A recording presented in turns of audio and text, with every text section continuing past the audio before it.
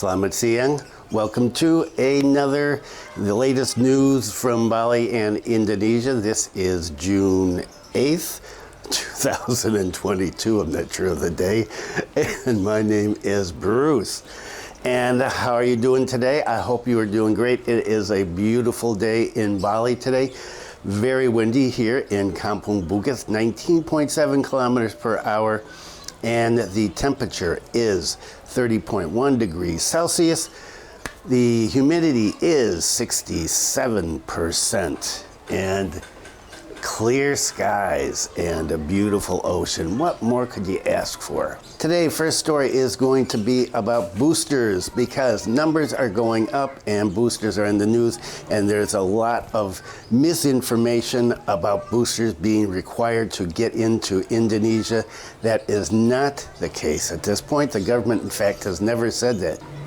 When they talk about boosters, and they have been talking about boosters in the first two segments are about boosters, they're talking about boosters domestically, not internationally. I have not seen anything in the press yet about this, but I see a number of YouTubers and people on social media saying it is going to be required to get into Indonesia.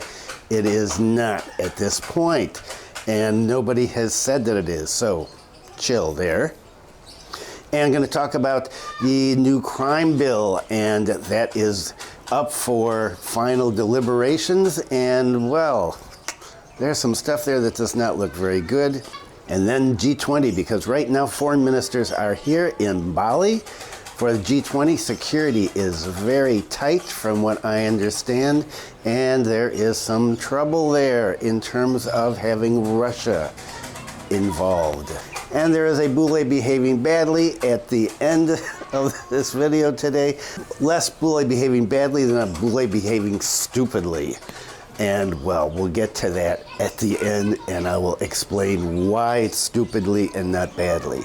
Let's take a look at the numbers, which are not good. Well, as I said, the numbers are not looking good. We are getting close to 3,000 now. National new cases, 2,881. National recoveries, 1,877. National deaths, 6. Bali new cases, 84, same as last time. Bali recoveries, 89, and Bali deaths, 0. So the death numbers are good. Our numbers are pretty stable in terms of bed occupancy rate. The deaths, what is gone way up are the new cases, and so this has the government concern, and that's why there is all the fuss and talk about boosters. And according to the government, booster requirements are coming soon. Let's take a look at the first segment about boosters. Ngurah Airport prepares booster vaccination service post. Yes, you will be able to get a booster shot at the airport, apparently. The airport has begun preparing a special post for COVID-19 vaccinations after the government said that they plan to require booster shots in order to travel domestically. According to the general manager of the airport, currently we are coordinating with stakeholders. If there is no third vaccine booster, especially prospective passengers, of course, we hope to do a booster. So you show up, you don't have one, they're going to do one there for you. Of course, you're going to have to pay for it. The general manager said that booster vaccination service will be provided soon, considering this is a travel requirement which is planned to be implemented in the next 2 weeks. Who said it's going to be implemented in the next 2 weeks? RKUHP said that. Is there any circular out? No, there is not. This is still just talk. So the general manager said that if there is a new regulation, it could be causing some problems, some queues, and so they are getting ready in advance to be prepared if it happens. And in terms of numbers at the airport, he said during July up until Tuesday, right, 3 days ago, the airport had 1,120,602 domestic passengers with an average of 30,151 passengers per day and 62,651 international passengers with an average of 15,663 per day. Okay, we're up to 15,000 foreigners a day. Those are impressive numbers. People are flowing into Bali. And in addition to travel requirements for the booster, it will also be used as a condition for people to be active in public spaces. RKUHP said that the third dose will be the latest travel requirement, no matter how you travel, land, sea, or air, and you want to get into a mall, a shopping center, you're going to need to have a booster. If you've been following this channel at all, you know that these kind of things are enforced in some places, not enforced in others, and of course, I guess they're going to expect the PL app to be working, but well, as I've said, if you've been following this, you know how that's gone. So if you've been vaccinated 3 times, if you got the booster, no problem. If you don't, well, then you're going to have to get one, I guess. Now, what are they going to do in terms of foreigners here? Are they going to require foreigners to have a 3rd dose, or is this just for Indonesians? Not clear. There was nothing said specifically about that. It said it's a condition for domestic travel. So is there going to be a difference for foreigners here because people come in and there's no requirement for them to have a booster shot, and they get here and then there's a requirement for them to have a booster shot if they want to go, say, from Bali to Labuan Bajo? Okay. Are they going to be able to get one here? Is that going to be available? Because if not, boy, it's going to put an end to foreigners traveling around the country, which is going to be counterproductive in terms of spreading money around, getting tourists happy. So there's a number of different issues that have to be discussed here. So if you've been watching a YouTube channel or TikTok and people are going on and on about, oh, you got to have this, you got to have this, you don't. Chill right now. Wait for the government to put some more details out. Right now, it's just been talk. And you know how talk goes here. As we always say here, we just have to wait and see. It's not only the airport that's getting ready. Denpasar city government performs 3 schemes to speed up booster shots. So people are getting ready, expecting the booster to be required, and well, that's good news. It's good news that they're going to be prepared. So the Denpasar city government is going to continue intensifying booster vaccinations ahead of the enactment of travel requirements and for entering malls. The government has 3 schemes, according to a spokesman for the Denpasar city COVID-19 task force. The first scheme is to intensify services at health service facilities in Denpasar City. Under this scheme, the city of Denpasar has alerted as many as 40 health facilities ranging from health centers, hospitals, and clinics to be prepared. The second scheme is to hold mass vaccinations in banjars and desas. And the third scheme is to carry out door-to-door vaccinations to residents' homes and to cooperate with the head of the neighborhood and the head of the village head office. According to Pak Dewa Rai, if later there are those who have not been vaccinated, especially for the elderly and the disabled, they will be immediately visited in their homes. Let's hope that Bulaling does that and comes to my home because I'm elderly. Come and give me a shot at home. I would appreciate it. And in addition to all of these plans, there are also plans to open up vaccination service posts in shopping centers, including markets. Okay, we have not seen this in Bulaling yet. I've been out wandering around, have not seen anything where anybody is offering anything, and they have not offered anything in the kampong here yet. So waiting to see what's going to happen here in Bulaling. If anything is happening where you are, either here in Singaraja area, Bulaling, or down in the south in the tourist areas, Ahmed, Ubud, Kuta, Seminyak, even Canggu, leave a comment and let us know what's happening in your area in terms of boosters. According to this article, booster vaccination coverage in Denpasar has reached 93.87%. The number is equivalent to 472,742 people.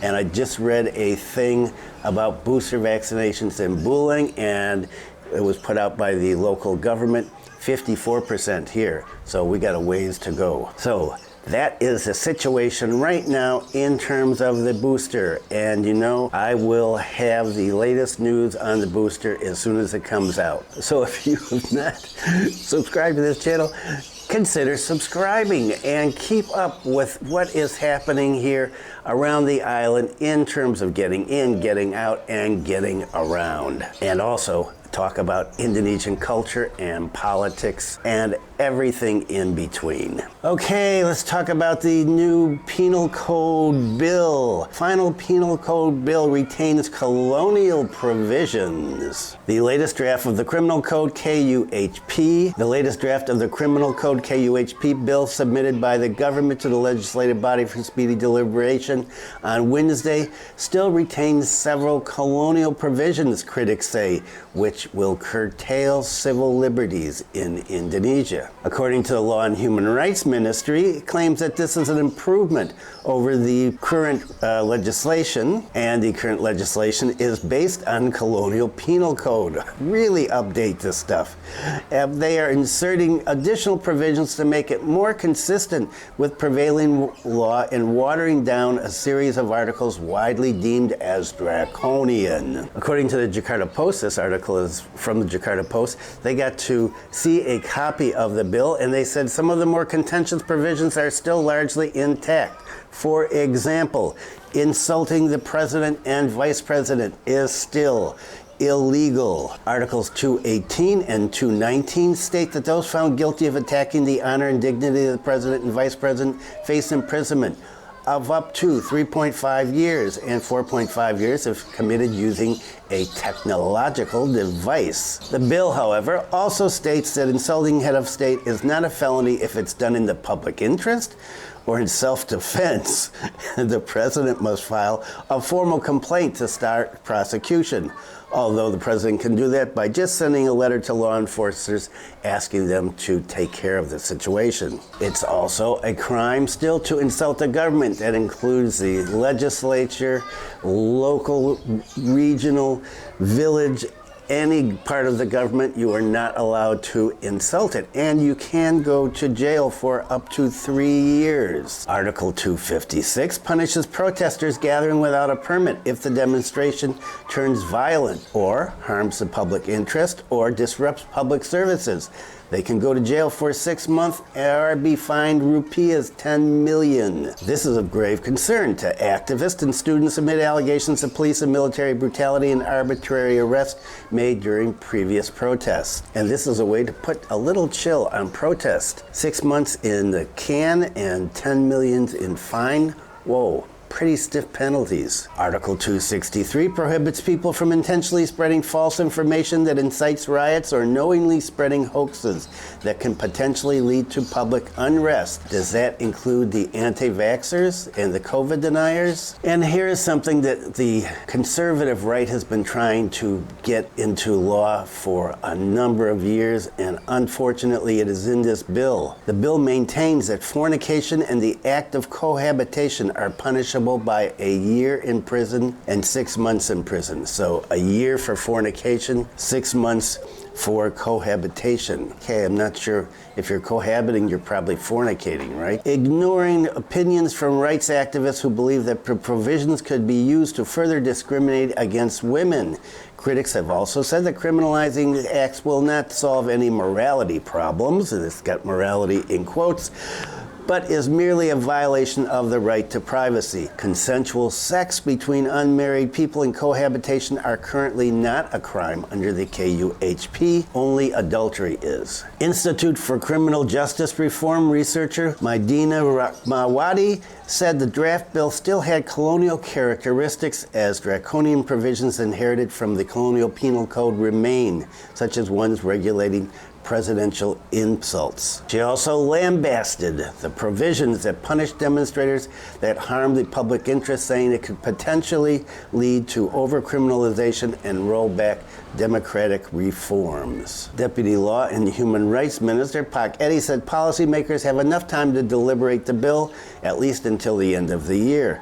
The bill's listed as a priority bill under the government initiative in this year's national legislative program. House Commission 3, overseeing legal affairs and human rights, will have opinions from each House faction regarding changes proposed by the government in the next sitting session starting in mid-August. And so we're gonna keep following up on this one. And here's something that continues to be in here as well. Abortion punishable under RKUHP final draft, Victims of Rape Exempted. So the final draft of the criminal code contains regulations about abortion mentioned in Article 467, which subjects women who commit abortion to 4 years behind bars. However, it exempts victims of rape. The provision is referred to in paragraph 1 do not apply in the event that the woman is a victim of rape or another sexual violent crime that causes a pregnancy whose gestational age does not exceed 12 weeks or has indications of a medical emergency. The final draft also sees changes in severity of prison sentences. In Article 4681, they can criminally charge those who assist a woman's abortion, and they can get 5 years imprisonment and 12 years behind bars if they perform an abortion without a woman's consent. Additionally, if the action takes the life of a woman who agrees to have abortion, the person who provides the abortion will be sentenced to 8 years in prison, and if a woman does not agree and loses her life, the sentence will be 15 years. And if you follow news in the US, you know that they're just as backward, and in some cases even more so. And let's talk about G20. G20 is going on right now today, and I am glad I'm not down in the South. If you're down in the South experiencing any effects of the increased security, traffic slower, any checkpoints, be interesting to hear, because foreign ministers, okay, these are a big deal, and the government is ramping up for when the presidents and prime ministers attend in November. So I'm interested to see what things are like on the ground. So if you've got any information about what's on the ground, please leave a comment. G20 members confirm attendance at Bali event. Ukraine virtually present. So most of the G20 foreign ministers have confirmed their physical attendance at the meetings, which started yesterday and go on today, be over tomorrow. However, for safety reasons, a list of attendees will not be shared. So we don't know who's here. People said they're coming, and who's in the G20, by the way. 19 countries in one region: Argentina, Australia, Brazil, Canada, China, France, Germany, India, Indonesia, Italy, Japan, Republic of Korea, Mexico, Russia, Saudi Arabia, South Africa, Turkey, should be Turkey, eh? United Kingdom, United States, and European Union. Apart from the core members, 10 countries have been invited to participate as well, namely war-stricken Ukraine. However, the Ukrainian ambassador to Indonesia confirmed that the Foreign Affairs Ministry will attend the event virtually. The Foreign Affairs Ministers meeting, according to the Indonesian government, will kickstart with 2 sessions discussing multilateralism, strengthening, and the global energy and food crisis. The first session will talk about strengthening global collaboration and building trust between nations to produce stability and peace, while the second session will discuss strategic steps in overcoming the food and fertilizer crisis along with the rising price of global commodities. Pak Jokowi is trying to steer Indonesia as a neutral party, and well, I don't know how's that working, but some people that are here for the G20 are not happy about that, and they're making their opinions known. Not business as usual for G20 foreign ministers meeting in Bali.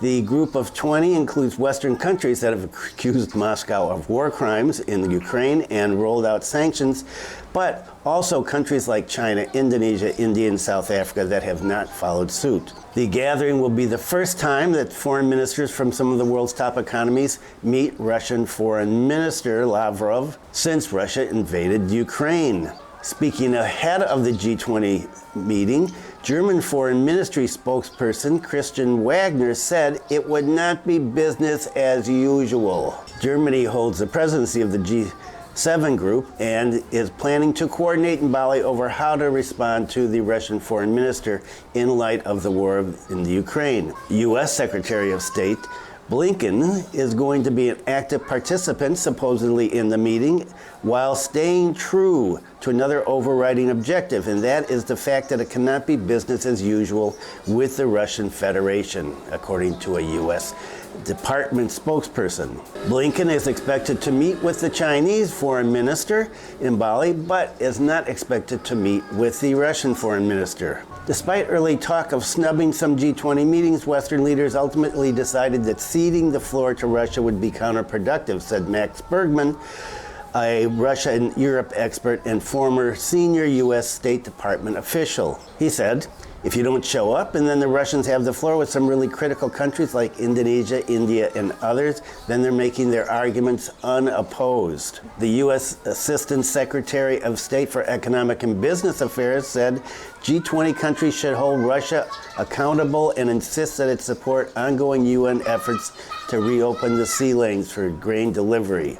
The reaction to Lavrov in Bali could also provide an indication of how G20 members might respond if Putin attends November's summit meeting of the group in person, and that hasn't been confirmed yet. President Jokowi, until recently not normally very active on foreign policy issues, has come to see his handling of the group's presidency as the defining moment of his presidency.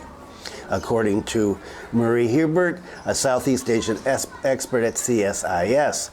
He said Jokowi desperately hopes to avoid a diplomatic train wreck if Putin shows up in November. And I just saw a headline this morning that said that Japan refused to go to the dinner because of Russia yesterday.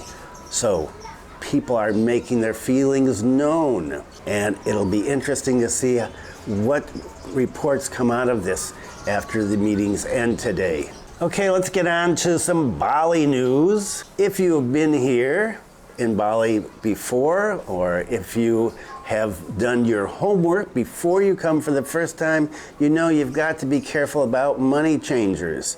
Well, here's a story. Kuta Traditional Village collaborates with BE, that's Bank Indonesia, to supervise illegal money changers. Right, so there are money changers where you get ripped off. There are some rip-offs here in Bali, and that is one of them that is so well known. People should know better, but they still do this. If you see a little money changer, don't go there. Go to a bank or go to one of the big ones. Do not go to the little ones, because what do?